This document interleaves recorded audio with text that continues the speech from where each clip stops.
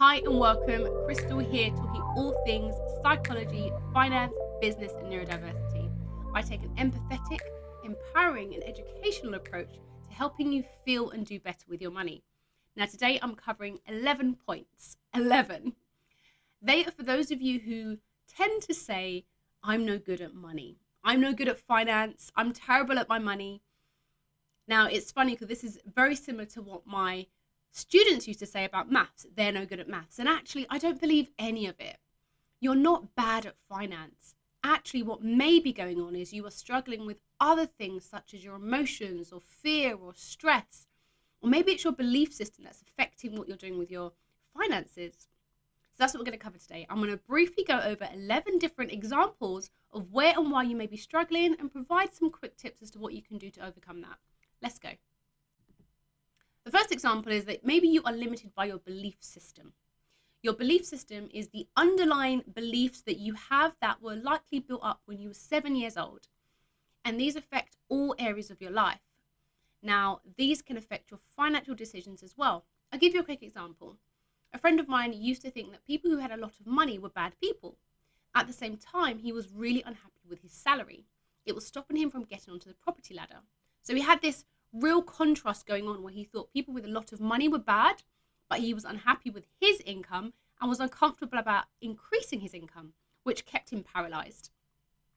What you can do is you can spend some time really digging to understand what your belief system is.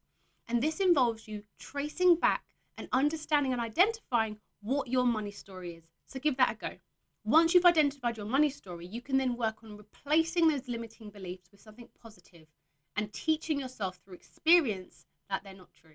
Many of you are nervous about what you may find, and this often shows up when it comes to taking the first steps to actually dive into their finances.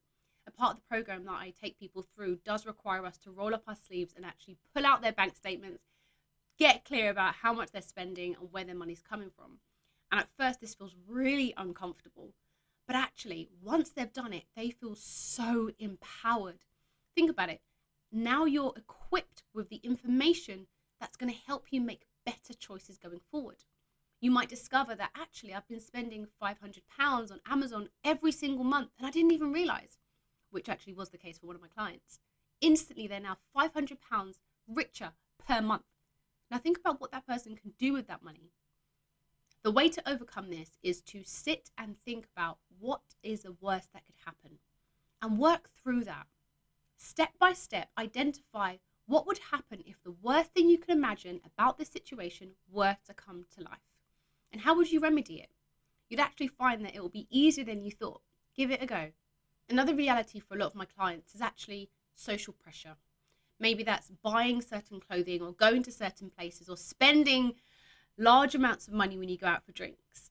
Social pressure is understandable, but it doesn't have to dictate your life. If you are on a journey to improve your financial circumstances for you, for the better, I encourage you to do so.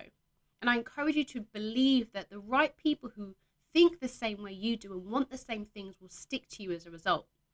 The people you have around you highly influence you and what you do. We are social beings. It is innate in us to fit into those around us, in the groups around us, and into communities around us. So it makes sense that you're going to do things to keep you connected.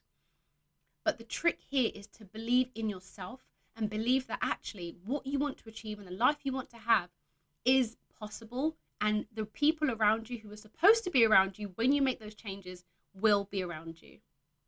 Many allow instant gratification to precede delayed gratification.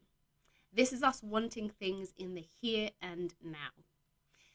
And many feel that they are in greater control when they can make decisions for themselves and spoil themselves in the now. And I understand this, especially if you're struggling with something in your life. Feeling positive and getting that dopamine hit right here and right now feels good and satisfies and helps you deal with those negative emotions. But I'd offer you another suggestion. You can actually split your finances to allow you to have some money to spend on impulse or things right now, and also allocate some of your money to the future you. The future you will be proud of you. Take some time to think about the future you and Try to make decisions that the future you will be proud of. That might motivate you to split your money up and allocate some for now and allocate some for later. Some people are the perfect student to their parents' financial decisions. Unfortunately, not all of us have had parents who've made good financial decisions along the way, and we are likely to have been witness to some of those bad decisions. And understandably, some of us have gone on to recreate those same financial behaviors, being the perfect student. But you don't have to be. Again, the work here is for you to identify what it is that you're doing and identify where does that come from? Why are you doing those things? Do you have to? And if you spot the behaviors that you exhibit that are maybe like your parents and are unhelpful for you and not allowing you to achieve the things you want to achieve in your life, I urge you to work on them. Work on turning them around, reframing them, and trying to do the opposite instead. Another thing I see many people doing is seeing themselves as spending money in the now and treating themselves now as a form of self-care. And I understand. But actually, investing in the future you is also a form of self-care. The future you is real and exists and will love you for investing in them. So give it a go. Some people lack motivation because the path is unclear. They don't get started because actually they don't know how to do what it is they truly desire to do, whether it's build a property portfolio, build a business, or just climb the career ladder. That lack of clarity causes stagnation and causes some of us to not do anything at all. Now that can totally be fixed, and that does require you sitting down, taking a moment to work out what that path looks like. How can you get from this milestone to the next milestone and break it down? Make it really easy to identify, see, and action, and then watch the motivation pile in. This one I think is quite funny.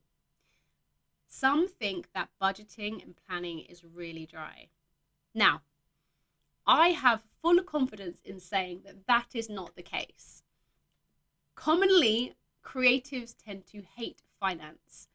And actually, the majority of my clients are creatives. And I tell you, statement of fact, that after our third or fourth session and they've started to dive into their budgeting and build a financial plan, they are ecstatic, they are excited, they can't wait to do it. And this makes complete sense. When we fear something or something seems unclear or uncertain or unfamiliar, we reject it. But actually, when we go through the steps to untangle our finances and, okay, let's be brave and let's work through this. Once you've done that and taken that big step, on the other side of it is bliss, regardless of what your finances look like. So I urge you to give it a go, to dive into your budgeting and your financial planning, and I'm telling you, you'll find it fun. This one is a biggie. Many do not realize that automation is the answer. Our brains are lazy. Our brains have limited capacity and take the easiest route as often as it can. So work with your brain and cut out the work that it has to do. Set up automations as much as possible for all areas of your finance and your business, especially if you're neurodivergent. Use automations to get things done, loop and repeat tasks so you don't have to actively be involved in the process. Thank me later. I hope you found the suggestions as to how you can improve your relationship with your finances and reframe and change your approach and view of you and your money into a more positive one. You are 100% deserving of wealth and good finances. Give it a go and give yourself a chance. Krystle signing out.